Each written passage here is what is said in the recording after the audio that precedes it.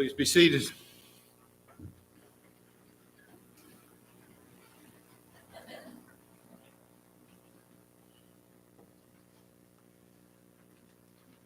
Wherever compassion and respect, suffering and love are, God is. We are in the presence of all of that and more, and God is surely in this place in this hour. Peace to all of you who are here, to those who loved Jane but could not be here, and to those who have gone before her. I'm David Moore, and my wife and I met Jane and Wayne on a Viking cruise several years ago, also with friends Iris and John Pritchard. And it's an honor to be here. It's an honor that you are here, friends and family all. And we thank you also for your trust of me. We shall do two things gathered here today. One is we will mourn the loss from us, our wife, our mother, our mother-in-law, our relative, our colleague, our loved one, our friend, Jane Burruss Clayton. And from deep within us, we will also celebrate her life among us. You may later on in this time want to share a memory or a story or a sentiment about Jane, but it's right and important that we do both grieving and celebrating. Grieving does its own slow work and will take a while. And celebrating lifts our spirits. May God, however we conceive God to be, grant us grace that in pain we may find comfort, in sorrow, hope, in death, resurrection, and in remembrance, gratefulness, joy. We shall pray. You who are present at our birth, throughout our lives, and at our death, we are ever more ready to hear than we are to pray. You know our needs before we ask, and our ignorance in asking. Give to us your grace, that as we shrink before the mystery of death, we may see the light of eternity. Speak to us once more your solemn message of life and death. Help us to live as those who are prepared to die. And when our days here are accomplished, enable us to die as those who go forth to live, so that living or dying, our life may be a blessing, as Jane blessed us, and that nothing in life or death will be able to separate us from your great love. Continue the healing in all of us that need it now, especially in the broken yet grateful hearts of Jane's family. Let them know your love somehow. Comfort, make secure, and it strengthen us all. Amen. A reading from Ecclesiasticus, which is actually in the Apocrypha, but this seemed to fit this occasion in Jane. Let us now sing the praises of famous persons, our ancestors in their generations. The Lord apportioned to them great favor from the beginning. There were those who ruled in their kingdoms and made a name for themselves by their valor. Those who gave counsel because they were intelligent. Those who spoke in prophetic oracles. Those who led people by their counsels and by their knowledge of people. They were wise in their words and by their instruction. Those who were endowed with resources, living peacefully in their homes. All these were honored in their generations and were the pride of their times. Some of them have left behind a name whose righteous deeds will not be forgotten. Their bodies are buried in peace, but their name lives on. And then from the New Testament, a soaring passage from Romans. For those who are led by the Spirit of God are the children of God. What then shall we say in response to these things? If God is for us, who can be against us? Who shall separate us from the love of God? In all these things we are more than conquerors through him who loved us. For I am convinced that neither death, nor life, nor angels, nor demons, neither the present, nor the future, nor any powers, neither height, nor depth, nor anything in all creation will be able to separate us from the love of God that is in Christ Jesus. A poem that you have printed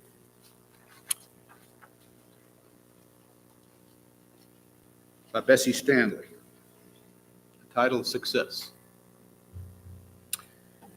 She has achieved success who has lived well, laughed often, and loved much, who has enjoyed the trust of pure women, the respect of intelligent men, and the love of little children, who has filled her niche and accomplished her task, who has left the world better than she found it, whether by an improved poppy, a perfect poem, or a rescued soul, who has never lacked appreciation of earth's beauty or failed to express it, who has always looked for the best in others and given them the best she had, whose life was an inspiration, whose memory a benediction. So glad you're here. One day this week, Wayne, Jenny, and I sat together for conversation. Soon came rolling out lots of Jane stories. And you know how that goes. One thing reminds you of something else, and that's something else, and here we go. We sat in tears and in laughter and wonder of her unique and full life. I wish you all could have been there to listen and to tell your own remembrances. In a bit, several folks will tell us their interactions and experience with Jane, and then maybe we'll have a chance for some of you to share spontaneously, to remember and celebrate her life. I waited a while for a word, or words, or phrase to float to my mind that captures some of the essence of Jane. Nothing, of course, totally can do that. Two really came to mind: grace and generosity. Hospitality, dignity, and empathy rounded out the top five. Every time I was around Jane, I became aware of how graceful in demeanor and action she was, peppered with that quick sense of humor, a genuine laugh. I never saw her in the course of her work, but I'm betting she was as grounded and graceful there as she was social. And that made it possible for her to be so naturally generous and hospitable. She made a home around herself wherever she was. And she invited people into her home. And she would come in your home. You felt at ease whoever you were. Wayne says she was so caring and loved so many people. He said that after he introduced his friends to her, they became her friends. But I'm happy to report, by the way, that they also remain Wayne's friends. He said once, when she was with the parents of a troubled child at school, rather than maintain that usual adult-to-child distance that you see so often that we do, she bent down to be on his level while communicating with him. How gracious, how generous, how hospitable. She was always doing that. She was called Apron Jane at school because she was always attending what needed to be done. She was like that bumper sticker I saw the other day that said, "One solution comes up every morning." She'd get her done, however, whenever, wherever. At some point, she became involved in mindfulness meditation. Not only was it personally significant and got her through sometimes, but she also led many groups and engaged in countless conversations with others. Hospitable, empathic. When she joined up with the Democratic Party, almost immediately they realized who they had. A woman of character, intelligence, compassion, not afraid to speak. They knew that she'd ask a lot of questions, help diffuse conflicted situations. Wayne said she could make a rattlesnake stop rattling. She exercised a fierce gentleness and maybe a gentle fierceness as well. Wayne was her biggest fan. She always cared so much for you, brother. 54 years together. What journeys you must have had. And then there was her Jenny. Jane was Jenny's biggest fan. So supportive and loving. Jenny says, Mom was such a huge gift to me. In one of our houses, she says, there were so many pictures of me, I thought it was a shrine. Whenever Jenny got frustrated or hurt, her mom's prompt was, get mean. She and Dad, Jenny says, came to my soccer games, came to everything I did. My mom knew her strengths, and that made her comfortable with herself. She said Mom called herself bossy, but she really wasn't. She was just confident. It was always amusing to Jenny when they went back to Roxborough to visit that Jane would drop back into Roxborough ease and just flat get more southern. And though she tried really hard, Jenny was never able to correct that. Jenny knew as a later in life kid how special she was. What a relationship they had. Besties. How graceful. How generous. How empathic. She loved to host, and Wayne did too. Around tables with food, people connect and converse. We get nourished in several ways, by food and by each other. That played straight to Jane's gifts, her delight and her values. So very Jane of her to do that. Altogether generous and graceful and hospitable. You must hear this story from Jane's sister Ann. True story. Do you want a baby sister or a pony? What a question to ask a 7-year-old. Let me back up a minute. Ann says, I was 7 years old when Jane was born in 1949. Life was good. I was the only child and enjoyed being the only one, getting attention from my parents. Life changed dramatically for me in August of 1949 when Mother disappeared for a week and then returned home with a new baby sister for me. From my perspective, Jane was trouble from the start. Mother gave her so much attention at all hours of the day and night. Daddy wanted to hold Jane and play with her when he came home from work. I had a hard time adjusting to the necessary changes in my life. A good solution presented itself when one of my mother's friends offered to give me a pony in exchange for my baby sister. Perfect, let's do that. The friend planned to call my bluff. She took Jane from Mother, got in the car with her, and drove around the block to see what I would do. I didn't flinch. It was fine with me. In fact, I was disappointed when Mother's friend returned with a baby and no pony. My comment at the time was, I knew it was too good to be true. Over the years, I learned to value my precious sister, and we would laugh together about the pony trade. Needless to say, I would give any number of ponies to have my sister back with me today. One of the last things I shared with her was how very glad I am that the pony trade fell through. Love that story, Ann. Jane's obituary printed on your order of service is excellent. and full of so much of her remarkable life.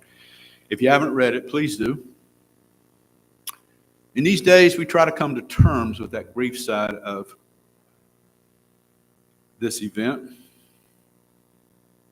One thing we can do in these days is to embrace the suffering and the bewilderment and carry it rather than lying down under its weight and letting ourselves be crushed by it. We can be very sad, but we can't become depressed. We can be very angry, but we can't capitulate to cynicism. We can miss Jane, but we can't ever forget her. How could we? Now here's what I'm going to do, and I also offer to you to consider. It's the way of gratitude. None of us ask for life, but we got it. The profound reality is that life is gift. Pure, simple, sheer gift. And we are to relate to it in this light, participate in it, and handle it with the open hands of gratitude. Only when life is seen this way is life the joy God meant it to be. But it can be a difficult discipline. I do not mean to say that it makes things easy, that it alleviates the pain, because it doesn't. But it can make things a bit more bearable, putting a light around our darkness. It helps to remember that Jane Clayton was a gift, pure and simple. And our response to this gift, even when it is taken away, is gratitude that we were ever given her in the first place. Life is gift. The response is gratitude.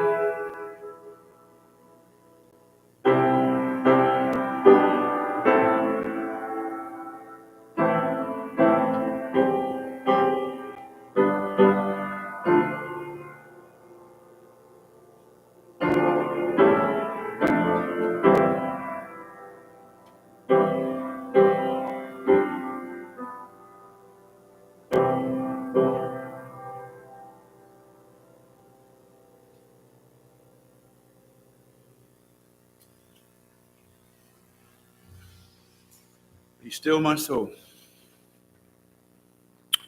Jenny said something that resonated with me in our conversations.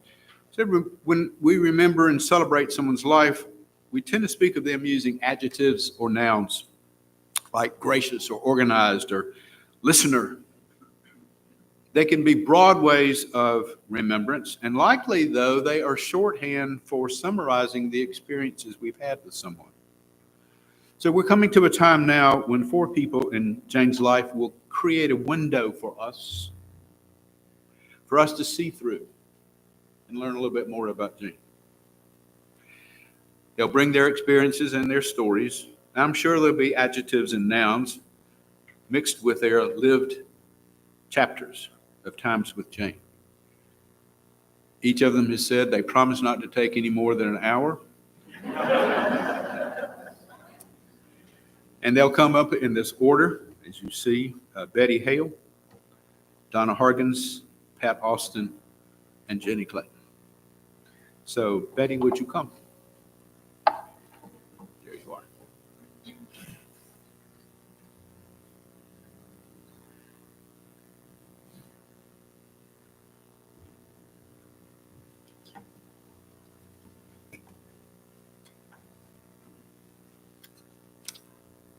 Jane, the Roxborough Cousins social director, wrote, "You don't have to be born a Bratcher to be in the clan. You just have to love at least one."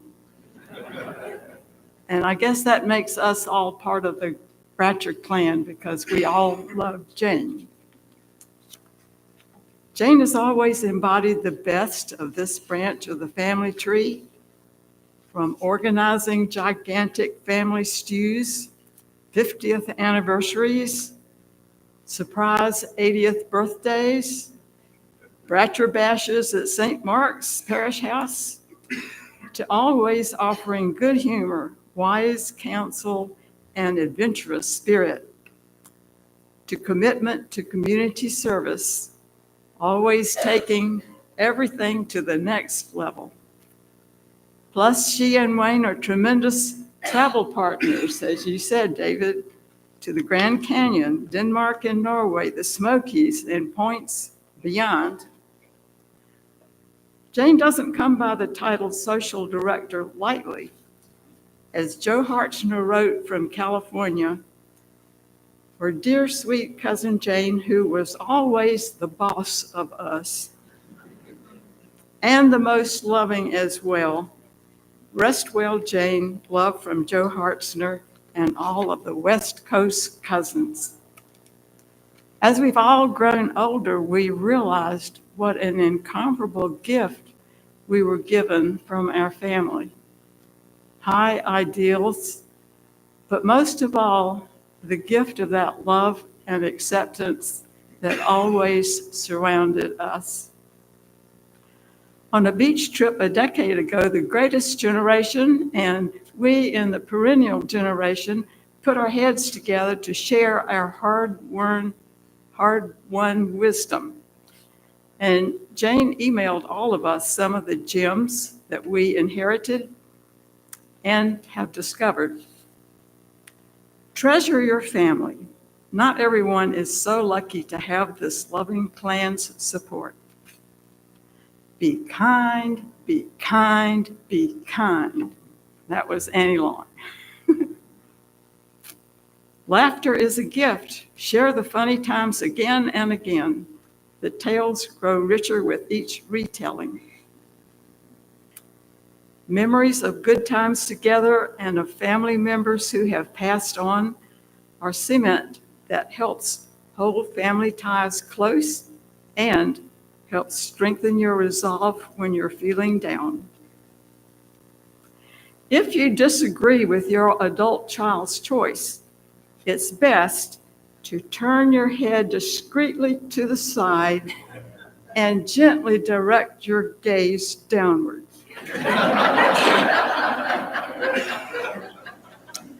That would be our grandmother, Mammy, as we called her, Mammy Bratcher. And so if something didn't please her, she just The good tip for a good life. You simply don't have to go there once they're grown. Sometimes we feel that we just don't have any wisdom at all. Take pride in the community service that members of our family have provided through the generations. Consider joining the service tradition yourself whenever you find ways that work for you. Most of all, it's about love of people and love of learning. As social director, Jane has been the keeper of the addresses, emails, and now the Zoom connections, keeping us in touch through good times and hard. Imagine 13 cousins and spouses invited on a monthly Zoom. It's my favorite day of the month. One of my favorite Jane stories in our individual family was when our son Henry invited Mom to visit him in England. Mom told the Burrusses, "Of course I can't go," whereupon Jane demanded, "Why not?" And Mom had the dream trip of a lifetime. When Mom needed to move from our grandmother's house back to Morgan Street, and my sister Ray and I were thousands of miles away, it was Jane who helped, and who went to the doctors with our dad asking all the important questions, as she's been recently going with Tucker. When our son Ben was celebrating marriage in Sicily 6 years ago tomorrow, it was Jane who did the inconceivable.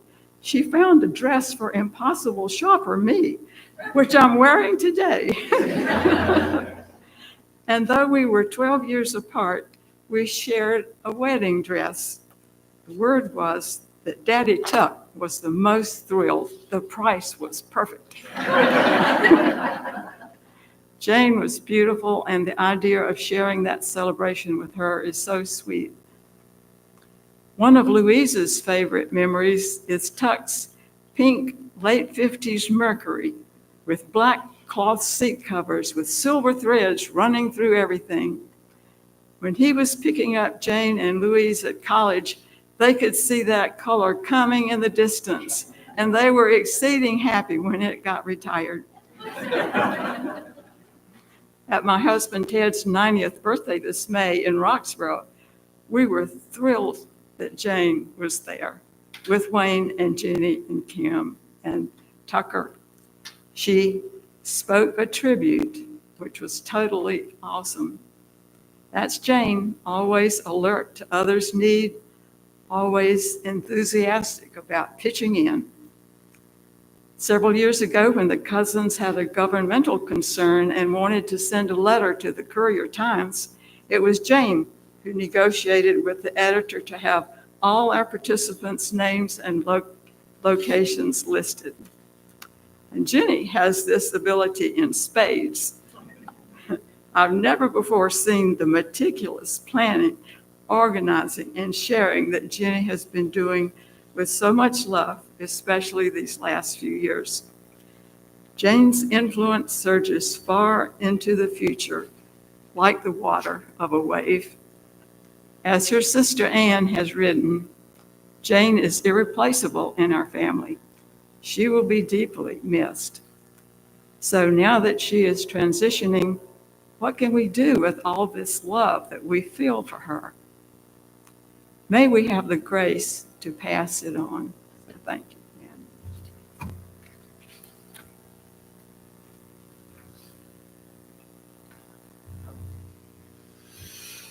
Thanks so much, Betty. Donna?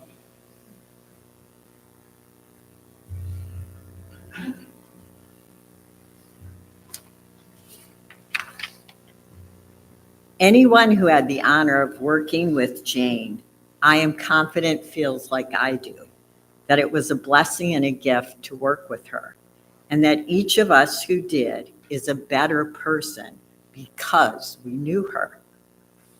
Jane forged a bond of friendship with each of us because we worked every day together with a common purpose, to help students grow as individuals and to succeed.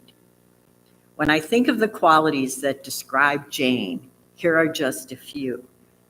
Jane was extremely intelligent, But as important, Jane was a person who could help people understand why it was important to learn something and how they were going to use that learning in their lives.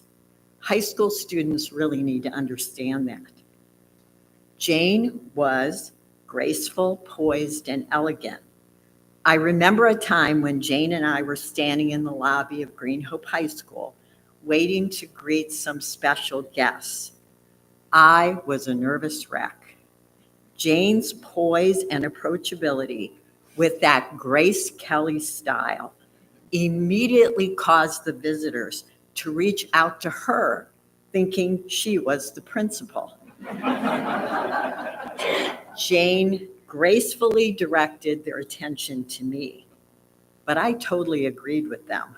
Jane was better than I am in so many ways. She would have been swooped up as a principal, and I would have been first in line to work with her.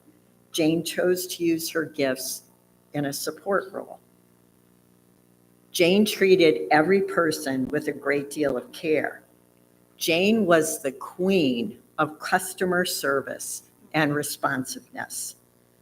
I remember when we were doing scheduling changes at Cary High School, our challenge was to deal with people who were waiting in a very long line.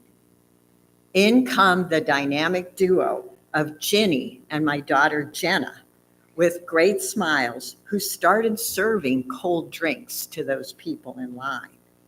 They were so adorable. People had more patience waiting because of Ginny and Jenna's kindness. Ginny and Jenna are both very athletic. There was a time when they started swinging on a rope in the gym and got brought back to Jane and myself by the wrestling coach. There were no smartphones back then, so there is no picture of Jane and my faces. At Green Hope High School, Jane's office was right down the hallway from mine. Pass by my door at the end of the day, you would see chaos. Walk past Jane's door at the end of the day, and her desk was completely orderly. Every person that was counting on her, she had responded to, and there was a to-do list for the next day. Jane had love and caring for every person she interacted with, and obviously had a deep love for her family. I never met Jane's parents, but I felt like I knew them because of how Jane spoke of them lovingly and spent time with them. I have a lovely picture in my head of Roxborough and the Burruss family. I can only imagine how proud of Jane they were. Jane and I had in common that we each married our high school sweethearts.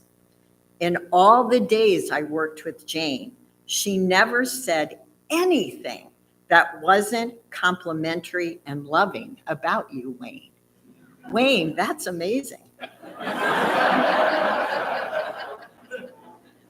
The last time that I had lunch with Jane, she beamed about how proud she was of Ginny and talked about her love for Kim.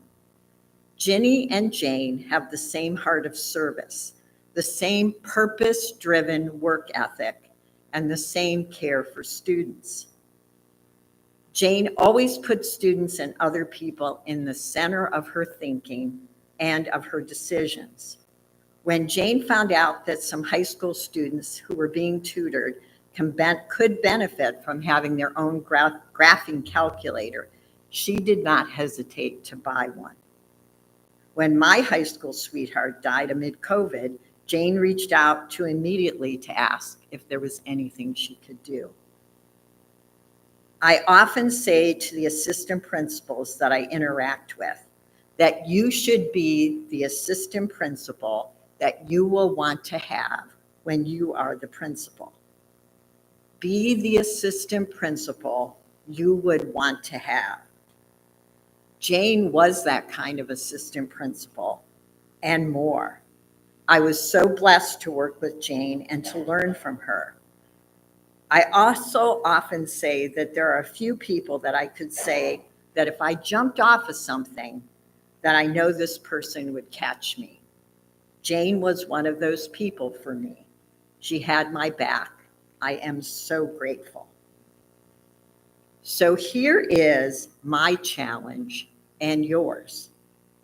We now must live up to the incredibly high standard that Jane Clayton modeled for us. That is how Jane will live on through us. I love the movie Mr. Holland's Opus with Richard Dreyfuss because it celebrates the impact a dedicated educator has. We are Jane's opus, the melody of Jane's life. Ginny, you are a remarkable part of your mom's legacy. Matthew 25:23 applies perfectly. Well done, good and faithful servant. Jane, my friend, please know how beloved you are.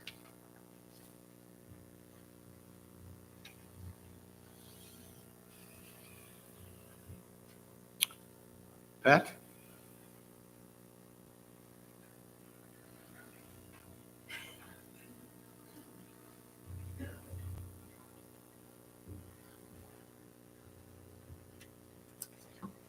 From the room far back,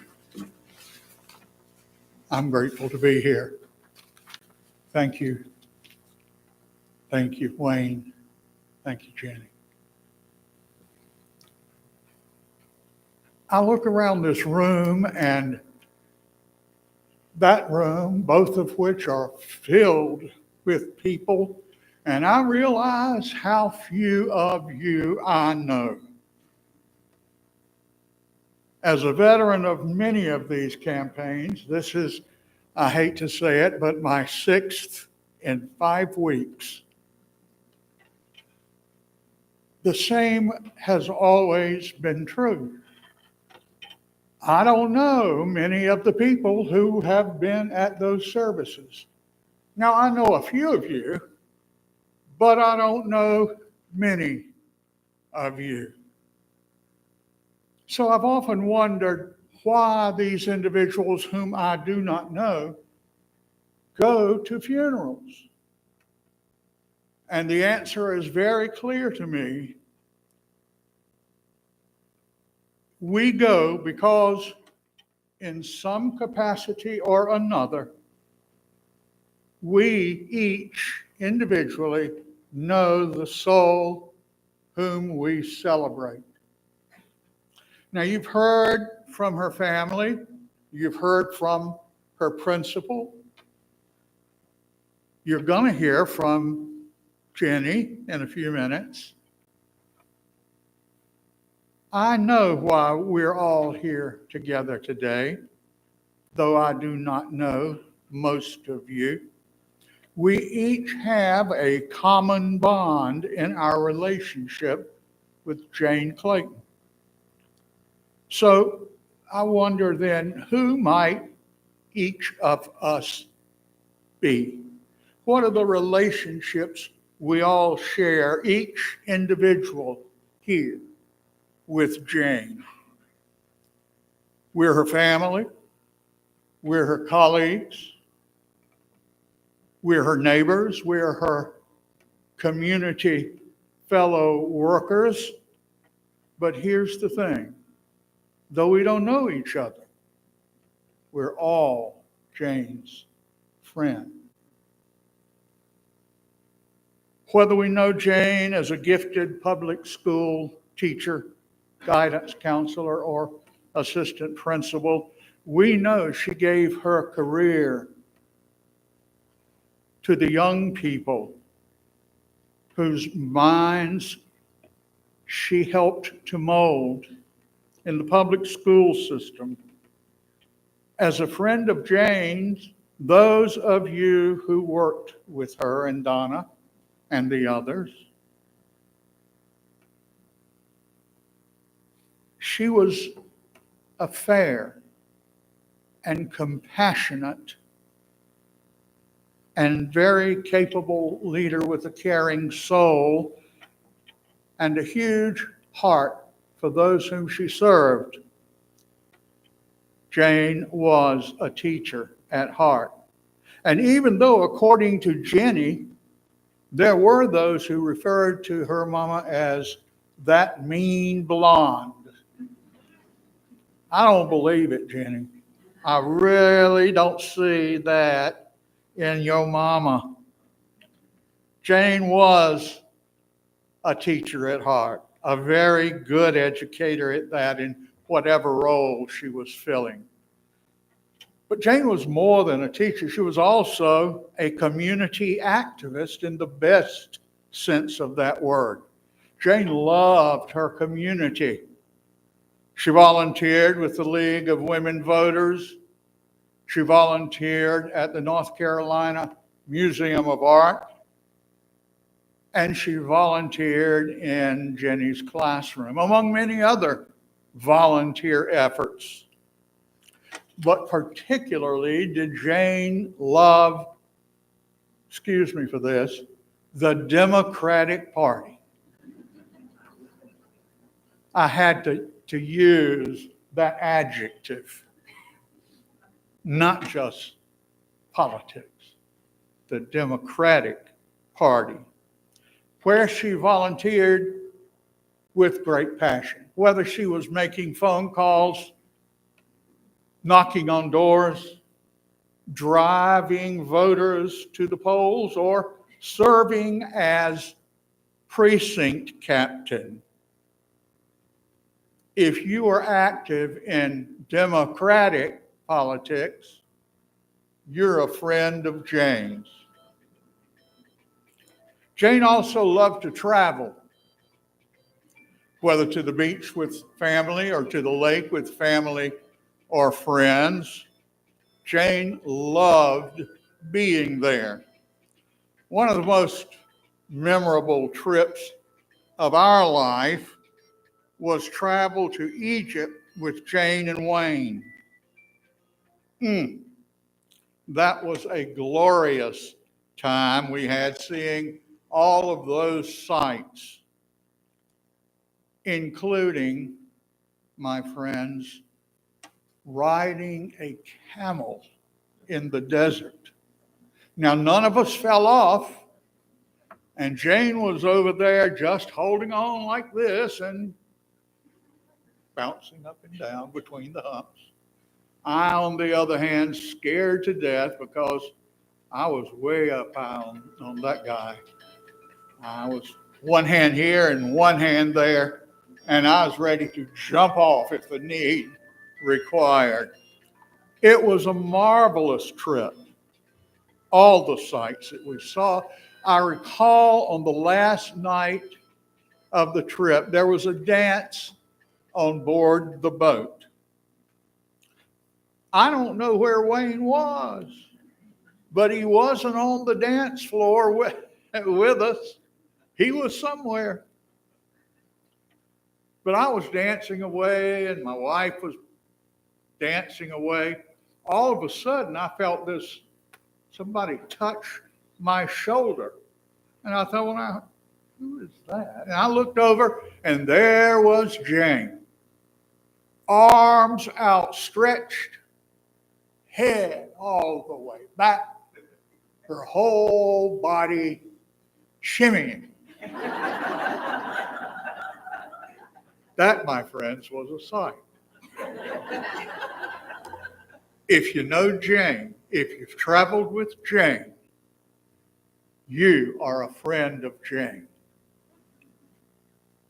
Jane was also involved in church activities for many years. As always, Jane was a leader, and when she saw a need, Jane took action. Jane was instrumental in beginning a group. I know a few of you here were in that group, called Serve One Another, with a heart of a true servant. Jane gathered, and a few other people gathered together, several like-minded people, to create a program to serve the needs of families and individuals who had needs. After that, as somebody's already pointed out, she became active in her mindfulness group, and she was a leader there as well. If you work with Jane in any of these capacities, you are a friend of Jane's. I believe Jane Clayton was a lover of people, all people. I believe Jane resided where true love is. I believe Jane chose love. She chose inclusion. She chose empathy, compassion, equality, dignity, diversity. Jane chose kindness and integrity, honesty and respect. She chose justice. Jane chose facts, real facts. Jane chose peace. Jane chose community. Jane chose humanity. Jane Burruss Clayton chose love. So should we. So in closing, I'd offer on everyone's behalf these words for our beloved Jane. Depart, O soul, out of this world. In the name of God, the Father Almighty, who created you. In the name of Jesus Christ, who redeemed you. In the name of the Holy Spirit, who sanctifies you. May your rest this day be in peace and your dwelling place in the paradise of God.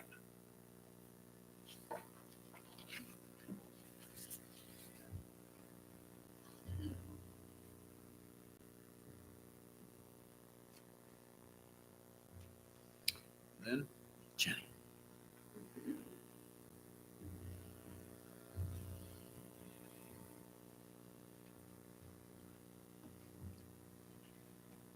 My mom thought I could do anything, even often beyond the confines of reason. The other day I told her I was signing up for a recreational volleyball league, and she goes, yeah, you're going to be one of the spikers. Did like this, one of the spikers. Said, I don't know about that. I'm not very tall. I've also never played volleyball. She thought about it. She said, I'll bet you spike the hell out of it. She said that. That insane belief in me made her a really good parent. When I was a kid, she didn't try to make things too easy for me. She just knew whatever it was, I could handle it. And her belief made it so.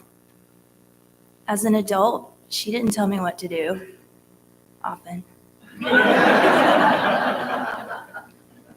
She did listen to me. Everyone here can relate to that. Mom was sincerely interested in every single person she knew, and in just about everyone she didn't know yet. 2 years ago, we were in Utah. Mom, Dad, Kim, and me. We were out at Slot Canyon hiking. Coming up out of there, we come across another group of people. And Mom starts right in. Oh, you ladies look so cute. Those outfits, so coordinated. You look like cowgirls. Well, they were cowgirls. I am halfway out the canyon. I don't care who's a cowgirl. Mom's back there. Where are you from? She finds out they're in town for a rodeo. So where do we all go that night? The rodeo. And it was so much fun. Completely unplanned, but that was a highlight of the trip. thanks to Mom. She was such a good communicator. She could hear furniture talk. She was very serious about her interior decorating. She needed all the pieces arranged so that they could speak to each other. She really valued order and beauty, and she created it around her. She made pretty food, not just tasty, artful. And I dare you to find a container in her kitchen that is not labeled. Same for the art closet, any shelf. She made beautiful crafts and arrangements, and of course, interior spaces. Sometimes it required the help of people who could not hear this speaking, so I'm up there like holding the same picture against every wall, and she's like, just a little, ooh, ooh, ooh, ooh, ooh. I'm like, oh my gosh, seriously? You don't hear anything yet? But of course I would do anything for Mom, wear out my arms. Least I could do. I know her arms got tired from holding me every night in a rocking chair all those years, because we did that way past the time I was too big for that. That poor chair. It just got creakier and creakier. My legs got to where they touched the floor. I said, no problem. I can help rock now. It's fine. That still fit. Why would I give that up? That was the best time. Dark room, peaceful, just orange street light coming through the blinds, just perfect, loving, listening. And I'd say anything on my mind. And my thoughts were eclectic. One time I described God to her. I don't remember this. She told me later. I was like, so you let me go on about that? You said God is love. You even think a physical description is possible? She said, well, I figured you would know better than I would. You would have been up there more recently. So that's an open mind for you. Mom kept learning. She kept her curiosity all the way to the end. One of the last doctor's visits we went to, I was driving. She's in the passenger seat reading a book. Which, by the way, how many adults do you know that can straight up read in the car? I was always very jealous. She could do that. So she's reading, and I'm like joking, hey, what you got there?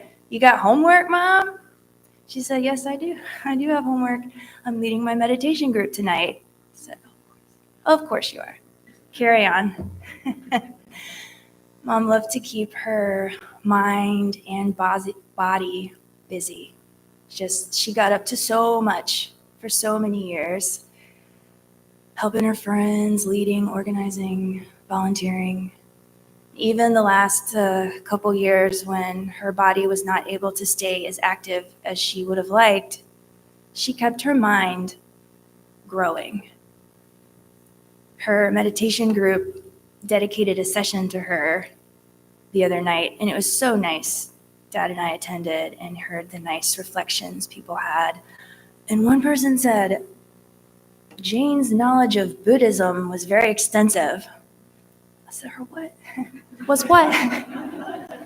That's news to me. I mean, I knew she did her homework, but I've learned so much about Mom, the impact she had, and I look forward to learning more. Dad and I are so grateful for everyone here today and watching. It really helps us keep in our hearts Mom, to know the impact she had, and that knowledge comes from all of us and is embodied in all of us. So really, thank you. I guess I should tell you what God looks like, just in case that intel was good. What I told my mom was, God is very big and sits in a big rocking chair. A rocking chair. Let's wonder real hard where that image came to my child mind.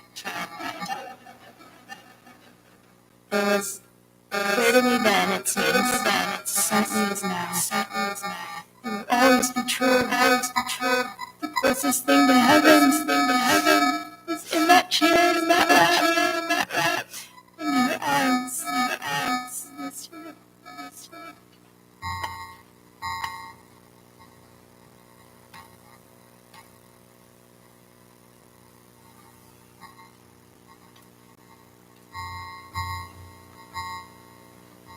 Thank you all for your stories.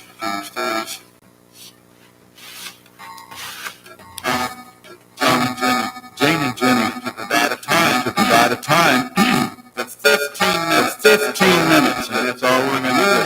If you have a story, a sentiment, something you want to say about your life, we're going to do this 15 minutes. I have to hit that here. And I will pull you off the stage. So if you have a story, I'm going to please feel free. You don't necessarily have to come up here. Stay where you are. Tell us your story. Anybody? I see that hand. My name is Judy Moore. I'm with Jane at church.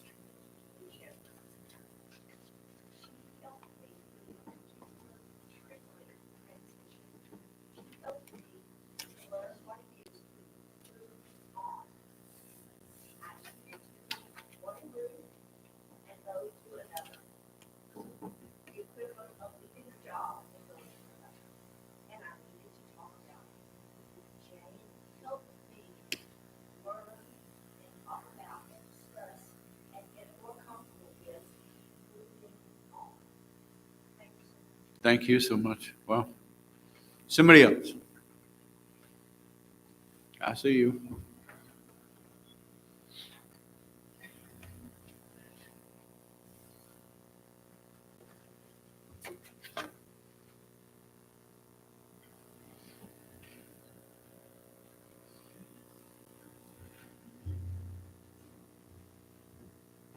My name's Jess Pinkley, and I'm a friend of Jenny and the family and Jane.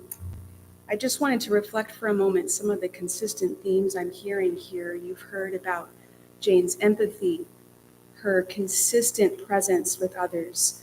And so I wanted to offer just a brief part of my own. Jane embodied kindness, inclusion, and love. As it is for many of us, adolescence was a really turbulent time for me. Jane was consistently present for me with her home, with her heart. I know I'm not the only person here whose life trajectory she altered in a profoundly positive way.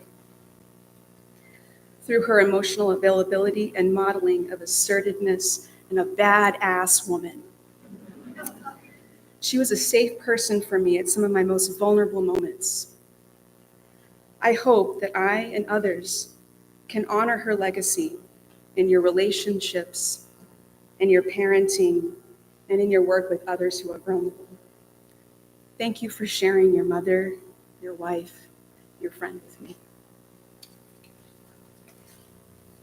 Thank you. Someone else?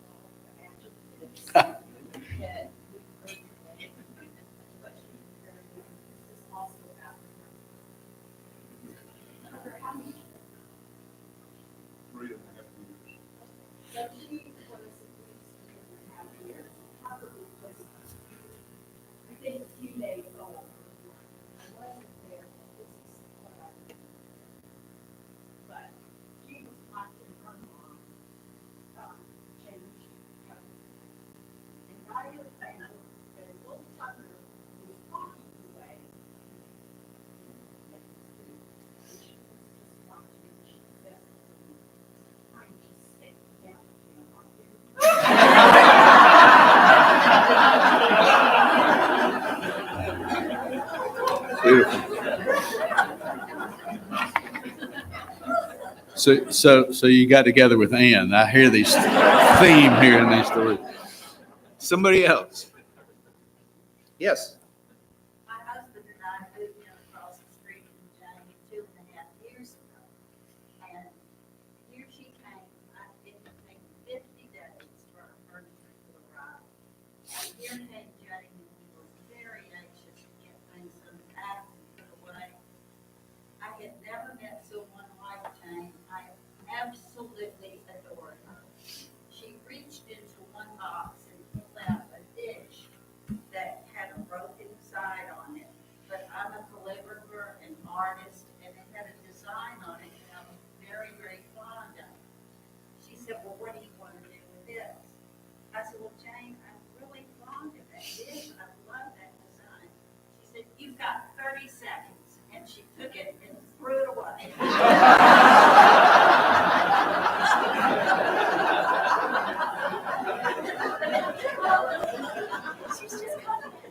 We have to add unpredictable to the adjectives, right? That's great. Somebody else. It's okay. You begin to see we're kind of saying the same things, and that's okay. I was in a funeral recently, and I was the 11th speaker. And so everybody ahead of me was saying this, and I had a very short list after that because they'd already said what you had said, but that's okay. It's your experience. And it's as meaningful the 11th time as it was the first time. Anybody else? Yes.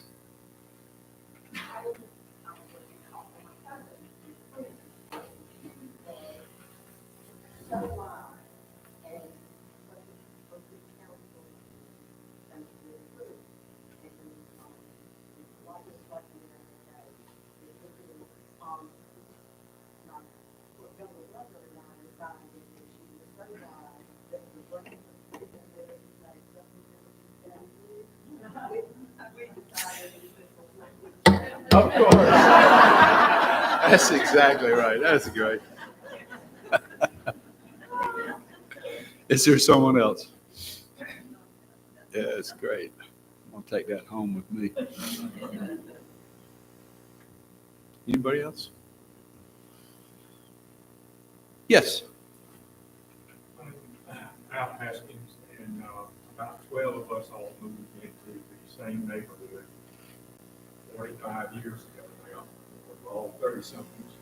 We kind of all grew up together. This was before Jenny was even here, almost.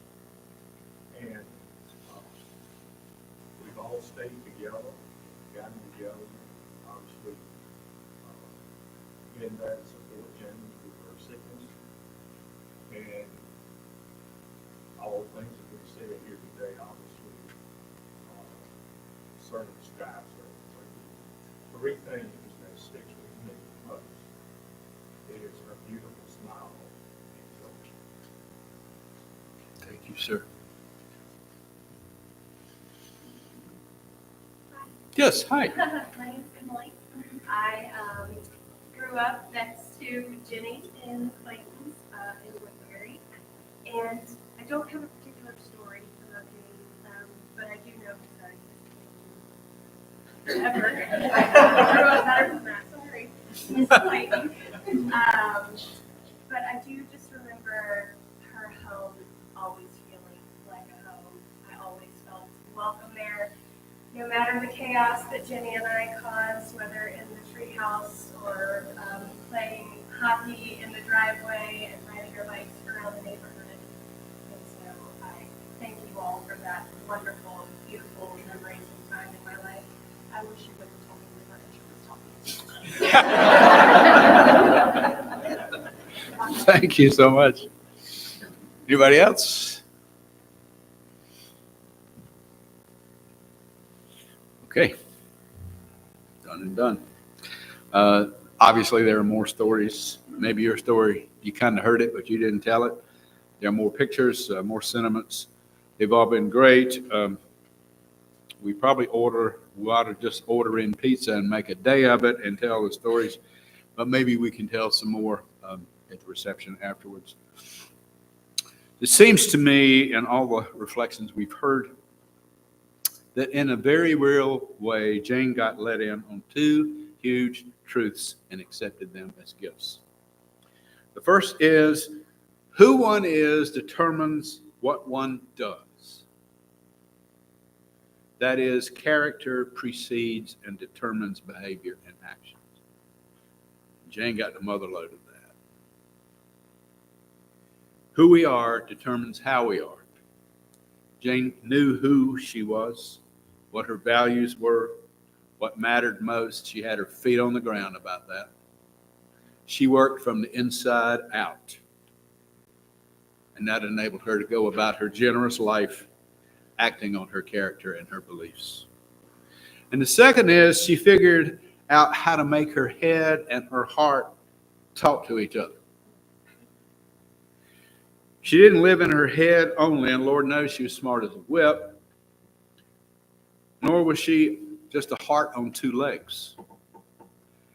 Her empathy and her compassion knew no bounds, but she knew them not to be opposites as much as they were complementary angles of vision and balance in order to act and be fully informed. The undeniable truth is that Jane blessed us.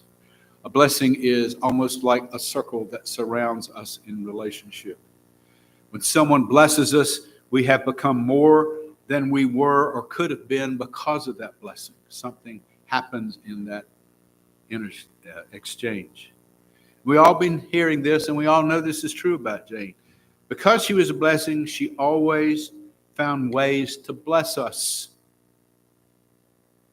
And when we're blessed, we are more than we could have been, more whole, more nourished, and eternally grateful. From Wicked, that wonderful musical, is this line, who can say if we've been changed for the better? But because we knew her, we've been changed for good. Probably also for the better. There comes a time finally for us all, and now it's Jane's to go further on. I don't know whether she knew this story finally that I want to tell you, but it's all about her. And this comes from the Sufi tradition. A stream from its source in far-off mountains passed through every kind of land and territory, and at last reached the sands of a desert. Just as it had crossed every other barrier in its own way, the stream tried to cross this desert, but it found that its waters were just drying up in the sea and disappearing. It was convinced, however, that its destiny was to get across this sand to some mountains over there, and yet there seemed to be no way. So a hidden voice coming from the desert said, you can get across, but not in your usual accustomed way. That you must give yourself to the wind, and the wind will carry you across. Well, the stream said, what does that mean? I've never given myself to the wind. So it was unacceptable for a bit. After all, it had not been absorbed. And if you gave yourself up, how could you be yourself again somewhere else? The wind said the sand performs this function, and it will take you up and across the desert. And falling as rain, you will be a stream, but not the same one you were. And anyway, you can't do what you're doing now because you will either puddle up sitting here and become a marsh, or you will go into the desert and disappear. And that's not what a stream's supposed to do. So the stream thought about it and said, finally, I'll go with the absorption business. And allowed itself then to be absorbed into the wind, carried across the sands, became water that fell and was a stream again. And the essential part of that stream was maintained. I tend to think that Jane was like that vibrant stream. She too finally reached the sands of a desert and in her own way couldn't get across. And she saw as well a vision mountains where she needed to be. And she listened to and allowed the wind to speak to her, maybe the voice of a rocking chair God. Tell the truth about how to get there. She knew she wasn't going to puddle up or disappear in the sand. She trusted the truth of being changed, of surrendering to a mystery mostly unexplained. E.M. Forster once said, we must be willing to let go of the life we plan so as to have the life that is waiting for us. Sometimes I think we are tempted to say, those who are in the circumstances that Jane was, they just give up. Indeed, there was a lot wrong with her physically. But I'm betting that Jane Clayton didn't back down from anything at any time. And she didn't back down from this. Here's what I think. She, like the stream, learned to let go, not to give up. There's a big difference in letting go and giving up. Giving up lives out of fear. Letting go lives out of grace and courage and trust. Giving up is defeat. Letting go is a victory. We were not ready for Jane to go. When would we ever be? If she, though, could let go, then so can we. And let her go to where she needs to be. Some of you know the poetry of Mary Oliver, remarkable stuff. She says, to live in this world, you must be able to do three things. To love what is mortal, to hold it against your bones, knowing your own life depends on it, and when the time comes, to let it go. To let it go. Seems to me Jane Clayton did all of that, did it in spades. Not to worry, Jane, not to worry. So we shall pray. God of love, God with us in life and in death, thank you for being with us, even if we may not feel it. All we can do is offer our gratitude mixed with our unspeakable grief and warmth of memory. Thank you, God, for the memories. They are pouring in now. The many experiences with Jane, her delight in life, her love for Wayne, for Jenny and Kim, and her kinfolk and friends in the extended family. Thank you for her joyful presence, which could light up a room. She was a day brightener. Thank you for her skills and her outpouring of gifts, her enthusiasm, her common sense, her quick humor, her thirst for adventure, her involvement in politics, bringing to bear her values and improving the life of her community. For her delight in each of us, her love for words and books, and her love for travel, and her delight in children and their learning and successes. Thank you for her intellect, her generosity of spirit and time, her own love for learning, her gentle care for all her students and co-workers, and her commitment to public schools, for her mindfulness and meditation facilitation. Thank you, God, for the pleasure, the sheer joy she brought to so many of us. Thanks that Anne got Jane and not a pony. Thank you for her ability as a teacher, imparting wisdom to her students and to us, her friends, for her ease in relationships and making friends from everywhere, for her wise and compassionate counsel with countless individuals. We give thanks that we were lucky to have been given the gift of Jane Clayton. We were so lucky. Thank you for these and so many memories and gifts that she has left with us. Now may you comfort and surround Wayne and Jenny and Kim, Sister Ann, Brother Tucker, her numerous cousins, all the family. And we're part of family too. May they all be carried by love in this time of sadness. And may gratitude and love lift them to the future with courage and hope, as Jane would want. For all the blessings of her life, for the gifts of love and joy and laughter she has given, God, we give you deep down thanks and love.